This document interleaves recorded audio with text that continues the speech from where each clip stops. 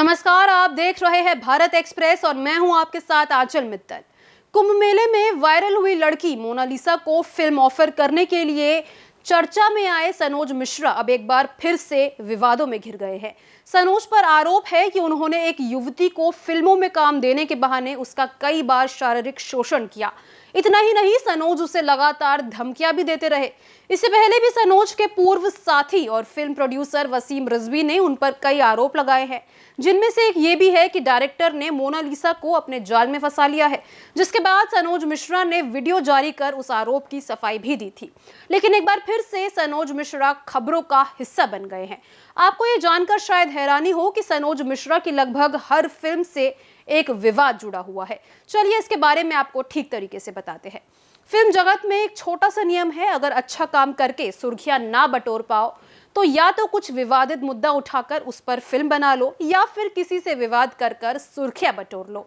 ऐसा ही एक डायरेक्टर है सनोज मिश्रा, जो इन दिनों महाकुंभ में वायरल हुई माला बेचने वाली लड़की मोनालिसा के नाम पर सुर्खियां बटोर रहे हैं। वैसे तो सनोज ने अपने करियर की शुरुआत कुछ भोजपुरी फिल्में डायरेक्ट करके की थी। इन फिल्मों में रवि किशन से लेकर पवन सिंह जैसे भोजपुरी सिनेमा के बड़े कलाकार भी नजर आए थे, पर फिर से ये ऐसे मुद्दों पर फिल्में बनाने लगे जो विवादित रहे हैं। सनोज की एक दो फिल्में छोड़ दें तो बाकी फिल्मों में अश्लील दृश्यों की भरमार नजर आ जाएगी। कहीं युवाओं को ड्रग्स लेते और शराब पीते दिखाया गया है तो कहीं युवाओं को गलत काम करते हुए पेश किया गया है। चाहे उनकी फिल्म लफंगे नवाब हो, शशांक हो या फिर गांधीगिरी, इन सभी फिल्मों में विवादित दृश्यों की भरमार रही है। तो वहीं 2023 में सनोज ने बॉलीवुड अभिनेता सुशांत सिंह राजपूत के निधन के मामले को भुनाने की कोशिश की थी। उन्होंने इस मामले पर आधारित फिल्म शशांक बनाई। इसके अलावा इनकी एक फिल्म काशी टू कश्मीर बीते 7 सालों में अटकी है। 2 बार इसकी रिलीज डेट को लेकर अनाउंसमेंट हो चुकी है और ये रिलीज नहीं हुई है।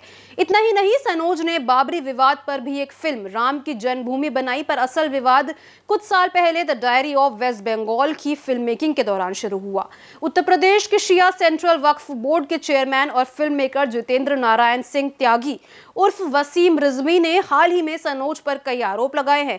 हालांकि एक वक्त था जब सनोज और वसीम साथ मिलकर काम करते थे। वसीम ने सनोज की 2 फिल्में राम की जन्मभूमि और the diary of West Bengal लिखी और प्रोड्यूस भी की। दरअसल हुआ यूं कि film the diary of West Bengal की शूटिंग के दौरान सनोज पर बंगाल को बदनाम करने का आरोप लग गया। इसके बाद उनके खिलाफ कई फतवे जारी भी किए गए। इसके साथ ही एक दिन सनोज ने यह भी बयान दे दिया कि कोलकाता पुलिस उन्हें मारना चाहती है। सनोज ने कहा कि इस पूरे षड्यंत्र के पीछे वसीम रिजवी का हाथ है।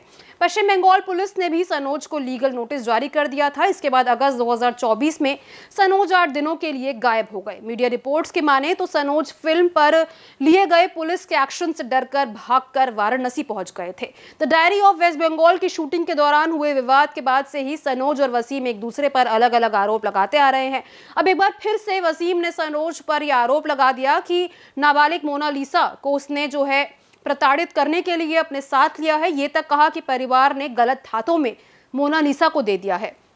हालांकि इन आरोपों की सफाई देते हुए सनोज ने अपना और मोनालिसा का एक वीडियो तो जारी कर दिया। अभी भी कई सवाल है जो आम लोगों के मन में उठते हैं। बहरहाल सनोज ने एक हालिया मीडिया इंटरव्यू में ये बयान दिया कि फिल्म मणिपुर डायरीज, जिसमें उन्होंने मोनालिसा को कास्ट किया है, उसकी शूटिंग इन दिनों लंदन में चल रही है। हालांकि ऐसा कुछ होता नजर नहीं आ रहा। अब सवाल ये है कि क्या सनोज ने नाबालिग मोनालिसा को कास्ट करने से पहले सभी नियम कायदों का पालन किया था? क्या ये फिल्म बनेगी या फिर नहीं, ये एक बड़ा सवाल उठ रहा है। और अभी जो मामला आया है इसको लेकर क्या कुछ होगा, ये भी बड़ा सवाल है। आपकी इस पे क्या राय है, कमेंट बॉक्स में जरूर शेयर करें।